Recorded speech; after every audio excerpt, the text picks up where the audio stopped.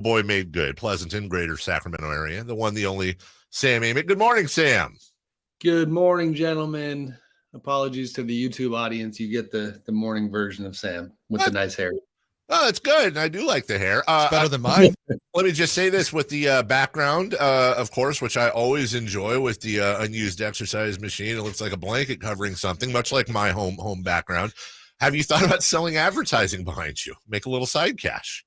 I like that. Let's do it. I mean, I don't want to get in the way of the great Jiffy Lube and our guy, Matt Graham. That's true. No auto maintenance ads, please, in the background. Sam, you and I, and I love you like a brother. We go way back, and one of the reasons I really enjoy talking to you is, first off, you're one of the best writers in the game. You're connected, and I can also talk to you on a personal level, on a fan level, about media stuff and those rabbit holes. I just saw a clip of another friend of ours, Chris Mannix. Yep. And we've had Chris on the show many times. This isn't a shot at Chris because a lot of guys are doing this. And I think he was talking to Rich Eisen. Sammy was talking about how the Nuggets just aren't incredibly interesting. Nikola Jokic doesn't do a lot of interviews. Michael Porter Jr. is kind of a dead fish, if you will. I'm paraphrasing. Jamal Murray. And Sam, I can't help but think, and it really kind of boils me, like, hold on a second. Nikola Jokic was a cushy poker player building young man who couldn't find a pickup game. Oh, by the way, and also isn't from this country and had to make his way over here and is now arguably the most unique basketball player in NBA history when you look at the total package. Jamal Murray thrashed his knee, is one of the modern game's best playoff performers, and as Michael Malone pointed out, came to him crying when he thrashed that knee, and Michael Malone embraced him and said, "We're holding on to you." Michael Porter Jr. broke his back. He would have gone to the Kings or somebody else in the draft. He would have probably been the number 1 pick or number 2 pick, and he's made his way back. I mean, am I wrong here? Michael Malone thrown aside by the Sacramento Kings. Maybe that's more of a local angle. Sam, am I being oversensitive because I'm a small market guy, a Kings guy, or is some of the media failing the fans and the Denver Nuggets? I mean, first of all, I'm just so happy and shocked to see you defend a guy with a cushy poker player's build. We have to band together. We have jackets. We meet on Fridays. Jokic is his third cousin. No, I mean, it's funny. I saw the clip from Mannix. He's my guy. We're good friends. Love him. I think there's truth on both sides because there are definitely good stories within the Nuggets. I told some of them, I kind of went down the Kings road with Malone during the conference finals and wrote about that backstory. The part where I'd say that Chris just overly generalized the challenge for the media and specifically writers is the level of cooperation. And it's mainly Jokic. You know what I mean? Jamal Murray, who does have a wonderful comeback story. Jamal Murray will give you time. Michael Malone will give you time. Michael Porter Jr. will give you time. He's getting better as a quote, but whatever. He's still a young guy. Sure. The thing with Jokic is that, he has made it challenging. I've had a handful of one-on-one conversations with Nikola, but he's tough to get. And it's kind of maddening because his story is so good. You want to make progress on that front. And a quick side story for you guys that you'll hopefully enjoy. He's got these 2 very colorful brothers. Yes. Strahinja and, oh man, I'm forgetting the other guy's name. But two brothers. First of all, the DNA of that family cracks me up because one of them, looks like, what is it? What's the old Street Fighter character? Is Zangief? Yes. Great job. Couldn't have painted a better picture, honestly. By the way, apologies to Mr. Bielitsa, but it says here on Google the other brother is Nemanja Jokic. Yes. Yeah. Okay. There is different spelling though, I think. Maybe it looks like the same, but right. Who knows? Anyway. But that brother Nemanja is not as kind of stocky, but he's a big boy. He's actually like a lower level MMA fighter, right? And so they've had all this stuff, and so during the conference finals, I was like, you know what, I'm going to be around these guys a lot. Let me try to make a little headway with the brothers, and I said hello to them after the Game 4 victory, and they're always they're very, very nice. But then the second you try to go down a media road, they shut you down. So I shot an air ball after Game 4. Other than a pleasant interaction, they wouldn't do an interview. I then tried again late that night. This time after having a beer and a little liquid courage in me at the lobby across the way from the arena, and I ran into Strahinja, and again, he just seems like a nice guy. So I say hello again, but like they close the doors to the media for the most part. And I think that makes it hard, but there are stories there. I think the larger problem, or one of the problems, is that market is tricky. It's somewhat transient. Yes, there's a passionate Nuggets fan base, but I don't want to BS you. Like, we see our metrics, we see how many people read each of our stories. And yes, our numbers would back up part of what Mannix is saying. Like, people do not typically read about the Nuggets. Sam Amick joining us from the Folsom Lake Honda Hotline. Folsom Lake Honda, your one-stop Honda shop. Sam, on a transition over to the Eastern Conference Finals with Game 5 tonight. And I've seen a lot of talk about, the regular season heat versus the playoff heat. And there's really no like metric or analytics to support what they've done from regular season to the postseason.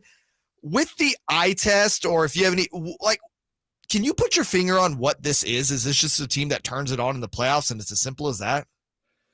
Yeah, Jay, I mean, it's Jimmy Butler. That's the biggest thing. And I saw it in the bubble, and admittedly, I always enjoy sharing bubble stories because I did enjoy having that front row seat, where I don't think it came through on TV as much as it did. I mean, I was probably 10 feet away from Jimmy when, and I wish I could give credit to the photographer, but that iconic shot during the finals against the Lakers, when he was so tired that he was bent over, at the side of the court and just giving everything to the game. That's who he is. We saw it in the bubble. We're seeing it now. And leadership wise, he's a guy that, if you go back to the legendary story with the Timberwolves, when he was sideways with the organization and he grabs the guys on the second team and says, I'm going to run with you and I'm going to beat the hell out of the starters. And then I'm going to, shout at the entire organization that they can't win without me. And then I'm going to jump on, the jump with Rachel Nichols on ESPN minutes later. And, yes, that was dysfunctional, but it also told you about who he is as a competitor. He's literally doing that now with the Miami Heat. He has grabbed the scrubs and he is beating the hell out of the higher profile players.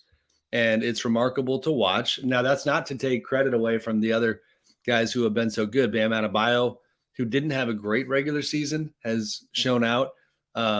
Tough news today with Gabe Vincent and the ankle being out for Game 5. But Caleb Martin, all the way down the line, he makes guys better. Did you, just an aside, did you happen to see recently, I don't know what the podcast was, but I think it was Jeff Teague was on a podcast talking about the Jimmy Butler, Minnesota incident. And he was saying he was going over everything and what Butler was doing and calling everybody out. And I think after he won, he races out, he leaves. And then when they're all done with practice, because they had to keep practicing, they go into the locker room and there's Jimmy Butler on SportsCenter doing a live interview from his house, talking about what just happened, how he's going to hold out. Right. Yes. If you haven't seen that, I'll send you the link.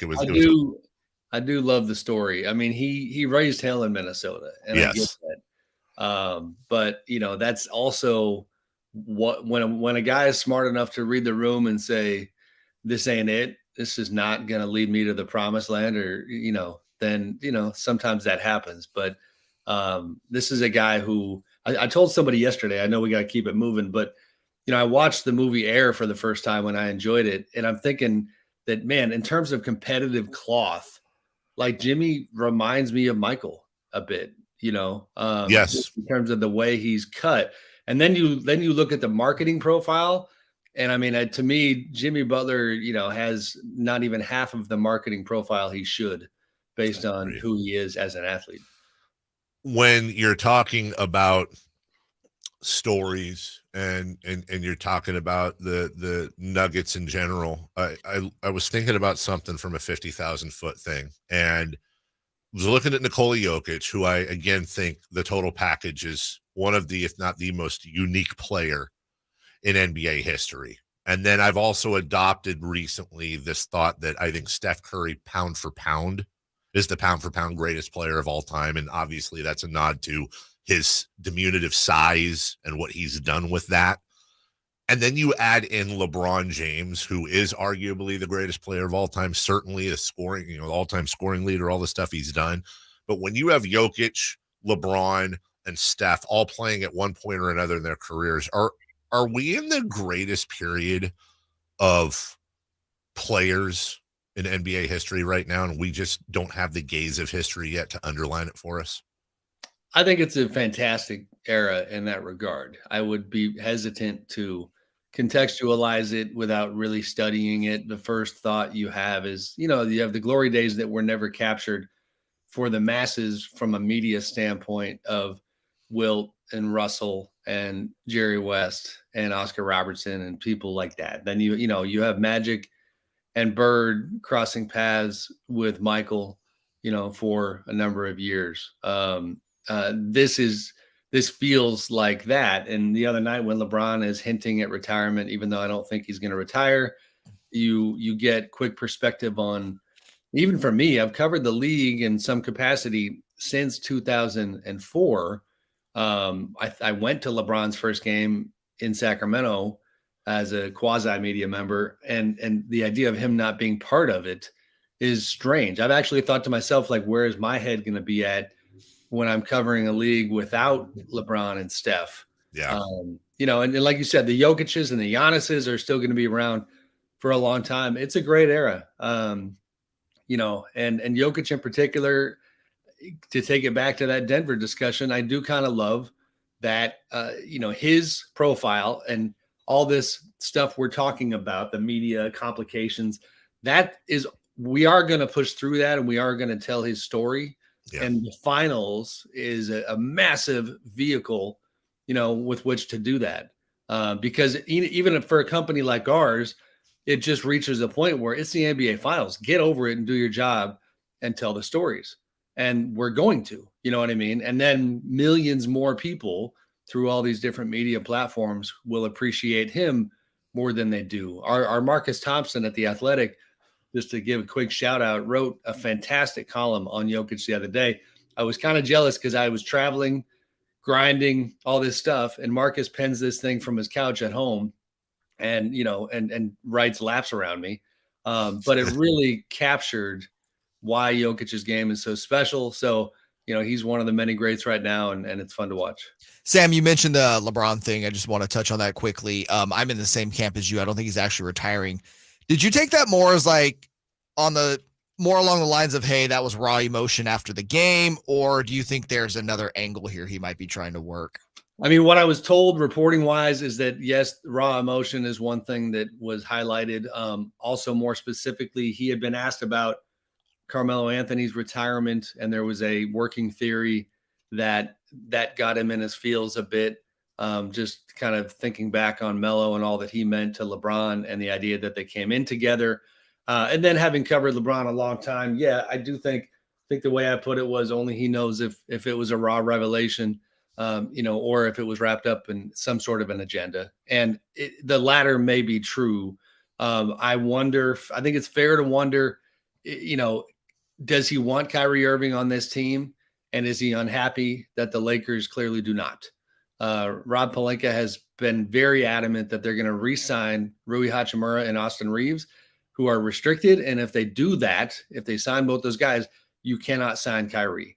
That is one thing. The other one is the idea that, is there any chance that he wants to go somewhere else? I don't know. We'll see. I think fatigue was part of it. The man is 38. He just played 47 minutes. We'll see where it goes. And I'm an unabashed LeBron fan. I really, truly am. The whole package. I absolutely love LeBron, but nobody is without faults, and he certainly has his. I got to admit, Sam, I was part of the camp that when I saw that, and this kind of goes back to how we started the interview about the Nuggets, I have gauze on the back of my head right now from the wound where my eyes rolled out the back of it. And I'm sitting there and I'm going, LeBron, you're probably the most media savvy player since Kobe, since LeBron. does he know what he's doing? And more importantly, should he have known that by doing that, it completely overshadows what the Nuggets did to them? Does that even enter his head, or should it have entered his head if it didn't? No, I don't think he cares. Yeah. And in his defense, especially because of a sweep, like that night, I had a judgment call to make, and I wrote a column on LeBron, and I literally thought to myself, like, wow, I'm doing what Michael Malone accused us of doing. Yeah. But we also have like 8 days to talk about the Nuggets. You know what I mean? There's a long time between that series and the next one. I don't think LeBron cares because he is just on a different level from a media standpoint. But lastly, I'll say that the night itself was fascinating because he didn't wind up giving that answer until he faced the same question 3 different times in 3 different ways. And that was the last question from Melissa Rowland of FoxSports.com. And then I think what was more telling is that he greenlighted this type of reporting after the press conference. And most notably when he said on the record to Dave McMenamin of ESPN that he was thinking about retiring. So, I mean, yeah, it's not that he didn't know what he was doing. I don't think he cared. Yeah. Sam, we got to wrap up here pretty soon. Just kind of, we can't let you go without asking a Kings question. You're hearing the scuttlebutt. There's the Vezenkov talk. There's talk now they might try to package the 24 pick. In general, do you think the Kings are going to try to go more big splash offseason or make incremental roster improvements?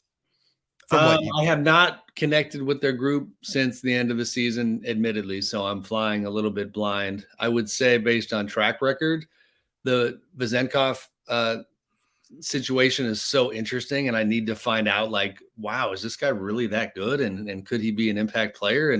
And so that's kind of where my head is at.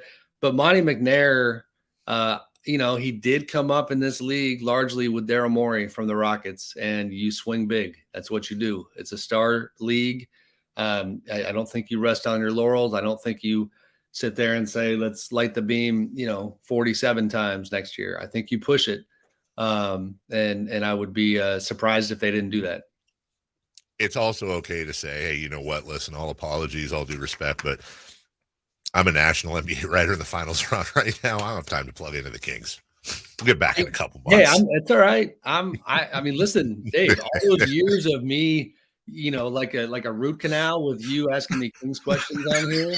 Like, I'm here for this. It's okay. They're a real NBA team again. They are. They are. There's the quote of the year. They're a real NBA team again. Sam Amick of The Athletic. Read him. Marcus Thompson, who, by the way, don't be too hard on yourself, dude. Marcus is not that much better than you. You could read him. It's so many more. I didn't say he was better than me. I didn't say that was you. You said he writes circles around you. You said that. In this column. I'm just kidding. That's I love it. There's a one-off. Listen, no. Broken clocks right twice a day. We're going to cut this clip and send All right. If you want to be an advertiser for Sam Amick's back wall, let us know. We'll make sure to get the communication over to him. Always looking for Hey, this puppy got used yesterday, Dave, just so you know. Yesterday. Hey, but when did you use it? I'm not talking about your wife. It's like to work on a clip in my house. It's a hamper for me. My wife's on it each and every day, but Sam's got a couple colleges to pay for soon. Let's get some advertising back there. He always does a wonderful job for us, and a wonderful, wonderful job. We're always so very proud of him on The Athletic. Sam, appreciate you, and we'll talk to you next week. Thanks, guys. Be good. All right, take care. That's Sam Amick. We're way late for a break. Are we going to be doing? I know we